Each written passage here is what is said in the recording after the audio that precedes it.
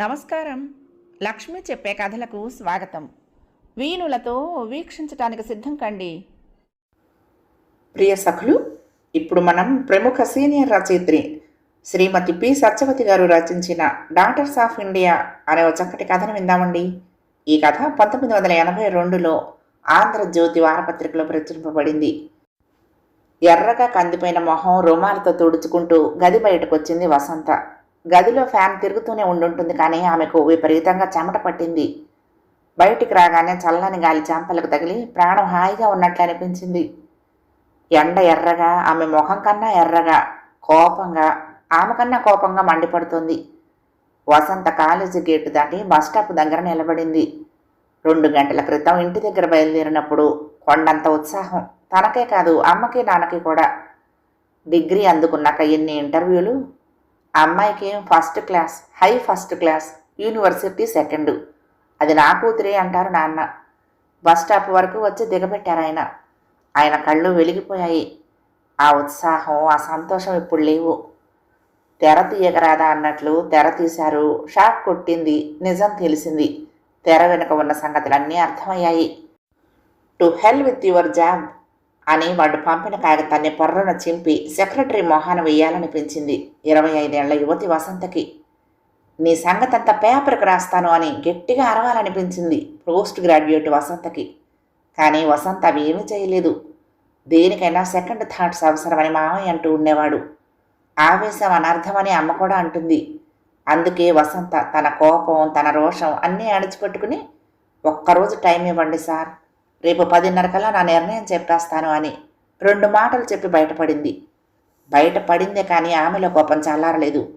అగ్నికి ఆజ్యంలా కోపానికి ఎండ తోడయింది. బస్సు రావటం లేదు. Excuse me miss. వసంత తలెత్తి చూసింది. పక్కన నిలబడి ఉన్న అతను ఆమెకు తెలుసు. మొన్న జరిగిన ఇంటర్వ్యూకి వచ్చిన వాళ్ళల్లో అతను ఒకడు. అతనికి తప్పకుండా ఆ ఉద్యోగం వస్తుందని అక్కడ అందరూ అనుకున్నారు. మీతో కొంచెం మాట్లాడదామని అతను వినయంగా నిలబడ్డాడు. కానివ్వండి అంది ముభావంగా. ఇప్పుడు జరిగిందంతా నాకు తెలిసింది. ప్యానెల్లో నా పేరు 2వది.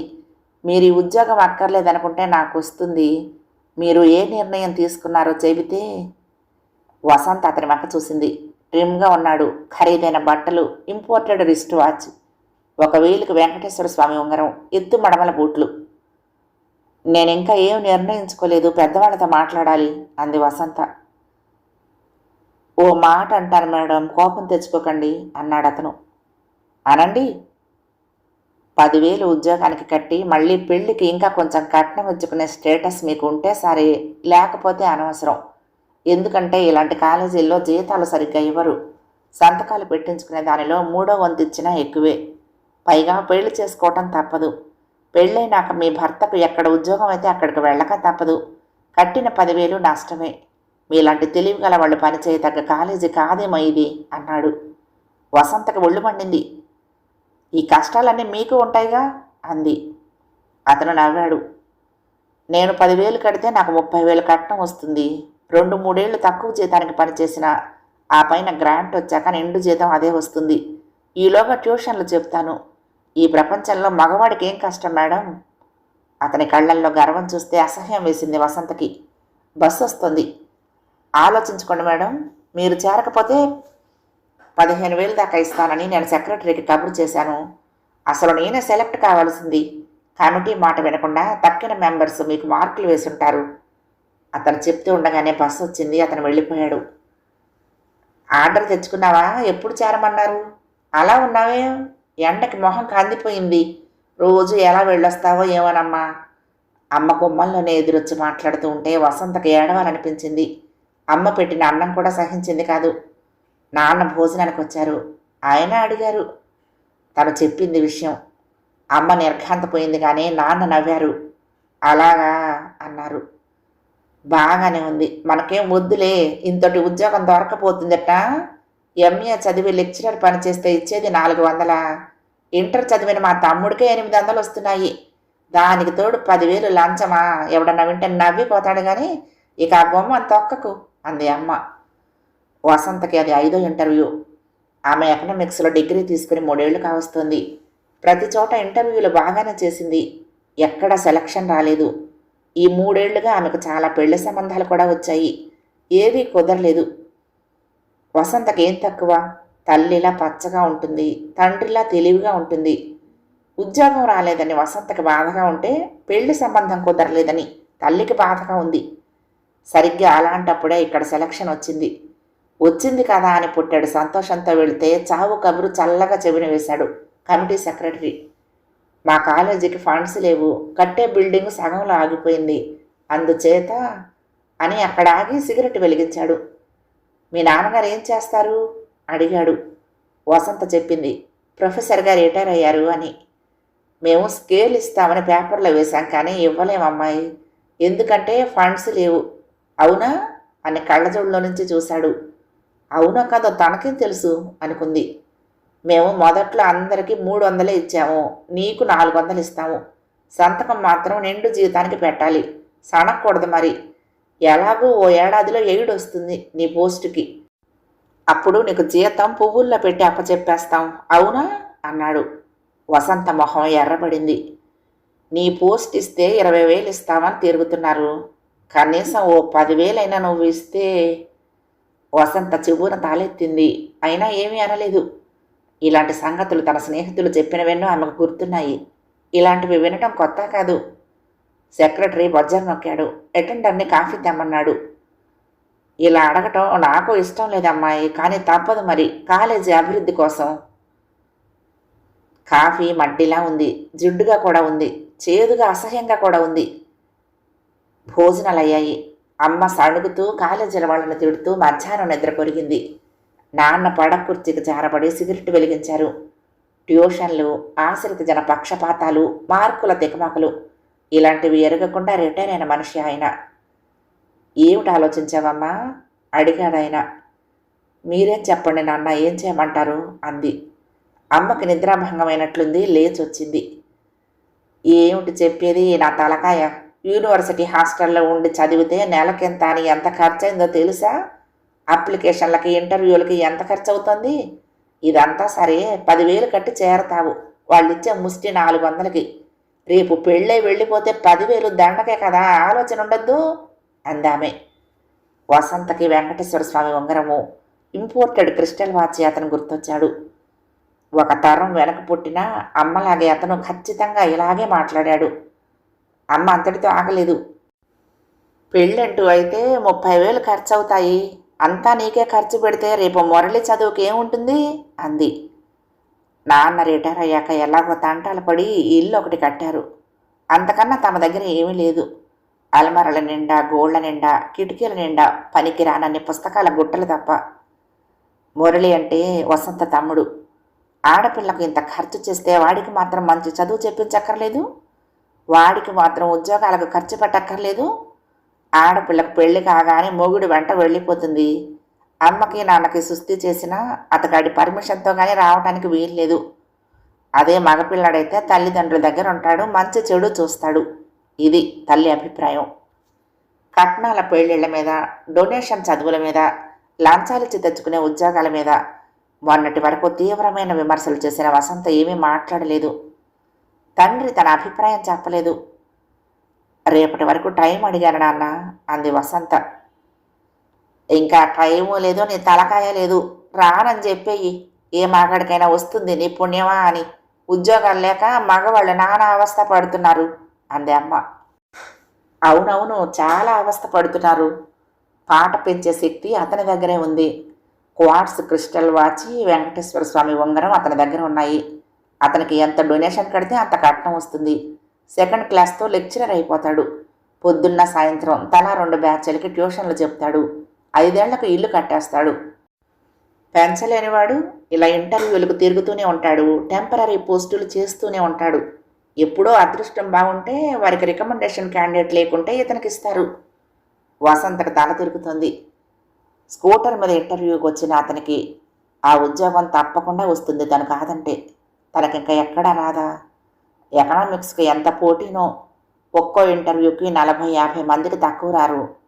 తననేమో పొరుగురు పంపరు, ఒక్కదాన్ని ఉండనీయరు. ఉన్న ఊళ్ళోనే ఈ ఉద్యోగం.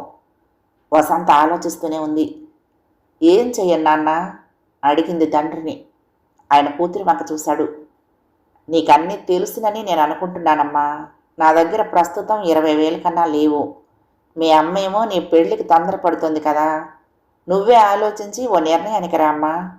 నువ్వేది అడిగితే నేను కాదన్నాను కనుక అన్నాడాయన. వసంతకు ఆయన చెప్పింది అర్థమైంది. అమ్మాయి, మన శక్తి ఇంతే.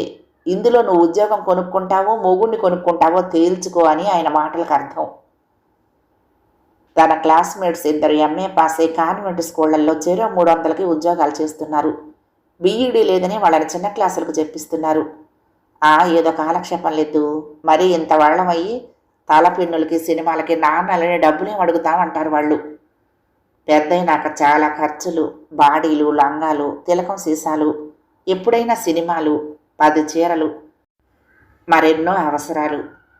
ఇవన్నీ సరే, 25 వెళ్ళిన ఆడపిల్ల ఇంకా ఇండియాలో తల్లిదండ్రుల గుండెల మీద కుంపటే. ఆ కుంపటి మీద ఇంత ఖర్చు పెట్టాలంటే పాపం వాళ్ళకి కష్టమే. ఏబిసిడీలు నేర్పుతూ ఆడుతూ పాడుతూ పై ఖర్చులకు సంపాదించవచ్చు. 24 గంటలు ఇంట్లో ఉంటే పనికి పని, పెళ్లి కాదని 10 మందికి పుట్టే దిగుల్లో తాము భాగం పంచుకోవలసి రావటం వగైరాలన్నీ ఉంటాయి. తనకి వచ్చింది ఒక స్కూల్లో ఉద్యోగం. వసంత చేరలేదు. అతను చెప్పినట్లు ఓ ఏడాది కష్టపడితే తనకు స్కేల్ ఇస్తారు. ఓ చోట పోస్టింగ్ ఉంటుంది. వసంతకి ఆశ్చర్యంగా ఉంది. ప్రొద్దున్న సెక్రటరీ గదిలో ఆమెకు వచ్చిన కోపం కరిగిపోతూ ఉంది. తను మారిపోతుందా? వసంత పెళ్లి గురించి ఆలోచించింది. ఇంటర్వ్యూలు, పెళ్లి చూపులు రెండూ రెండే. ఎంత టెన్షన్! ఇంటర్వ్యూనే నయం పెళ్లి చూపుల కన్నా. మొగుణ్ణి కొంటావా, ఉద్యోగం కొంటావా? వసంతకి కడుపు దేవినట్లయింది. వాంతి వచ్చేలా అనిపించింది. స్కూటర్ మీద ఇంటర్వ్యూకి వచ్చిన ఇంపోర్టెడ్ వాచి, వెంకటేశ్వర స్వామి ఉంగరం అతని జ్ఞాపకం వచ్చాడు. అతను కట్టబోయే ఇల్లు, పెట్టబోయే ఫైనాన్స్ కంపెనీ, కొనబోయే కారు గుర్తుకొచ్చాయి. తాను పెళ్లి చేసుకుంటే ఎప్పుడో 20,000ల్లో పెళ్లి కొడుకు గారికి, అతని అమ్మకి నచ్చి, తనకి వాళ్ళు నచ్చి, ఇంకా ఎన్నేళ్లకో అప్పుడు తను అతని వెంట ఎక్కడికో వెళ్ళిపోతే, అక్కడ తనకి ఉద్యోగం రాకపోతే, అతన్ని కనిపెట్టుకుని ఉండి ఇల్లు వాకిలి చూసి, అమ్మని నాన్నని చూడాలని ఉందండి, మా ఊరు వెళ్ళాలి, కొంచెం డబ్బు కావాలి అని అడిగితే, మొన్నేగా వెళ్ళావు, రాను పోను బోలెడు ఖర్చు, ఏం అక్కర్లేదు అనిపించుకుని, ఏడీ పెళ్లి కొడుకు? తనకు నచ్చిన వాడు రావాలి, వెతకాలి. ఎన్నాళ్ళు? ఎవరో ఒకరు 20,000కు దొరికేవాళ్ళు అన్నది అమ్మ ఆలోచన. పెళ్లి కొడుకుల ఖరీదులు విపరీతంగా పెరిగిపోయిన ఈ రోజుల్లో మనం పెట్టే ఖరీదుకి, మనం ఆశించే సరుకుకి సామ్యం ఎలా కుదురుతుంది? ఈలోగా ఉద్యోగాల రేట్లు 10 పెరుగుతాయి. కాదు పెంచేస్తారు. వాళ్ళకి అక్కడ పాట పెంచుతారు, అక్కడ కట్నం పెంచుతారు. ఇంకా ఆలోచన మన పాద కాఫీ పెట్టు అంది అమ్మ. అమ్మవన్నీ ఖచ్చితమైన అభిప్రాయాలు. ఉన్న ఊళ్ళో నిండు జీతం, మొదటి నుండి ఇచ్చే కాలేజీలో ఉద్యోగం రావాలి. తక్కువ కట్నంలో అమ్మాయి కన్నా ఎక్కువ చదువుకున్నవాడు, బాగుండి మంచి సాంప్రదాయం కలవాడు భర్తగా రావాలి. నాన్న ఏమనుకుంటున్నారో తెలియలేదు. వసంత టైం చూసుకుంది. రేపు బ్యాంకు హాలిడే. 5 దాటితే బ్యాంకులో డబ్బెవరు. సెక్రటరీ చెక్కు తీసుకోడు, క్యాషే కావాలి. ఇప్పుడు ఉద్యోగం కొంటే తర్వాత మొగుడిని కొనుక్కోకూడదా అనుకుంది వసంత. ఆమె మనసు అటే మొగ్గుతోంది. ఇప్పటికే 25 ఏళ్ళు అంటోంది అమ్మ. కాఫీలయ్యాయి.